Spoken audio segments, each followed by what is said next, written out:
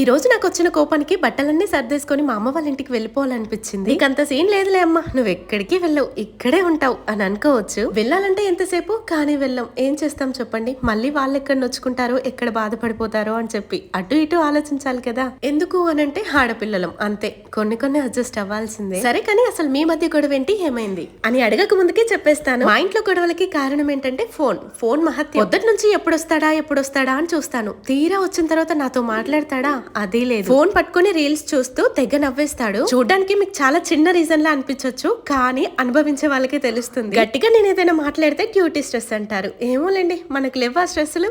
అవును, మా ఇంట్లోనే ఈ పరిస్థితి లేదంటే మీ ఇంట్లో కూడా ఇంతేనా? డెఫినెట్లీ కామెంట్ చేయండి. ఇది వచ్చేసి స్వీట్ కార్న్ తో స్వీట్ గ్యారెల్ చేశాను బెల్లంతో. నిజం చెప్తున్నాను, ఒక్కటి కూడా పడేయకుండా తిన్నాము, అంత బాగున్నాయి అసలు. పక్కన సిస్టర్ స్వీట్ చేసి ఇచ్చింది, సో అందుకే తనకి గ్యారెల్ అయితే పెట్టి గిన్నె ఇచ్చేసాను. ఇదన్నమాట సంగతి. లైక్ చేయండి.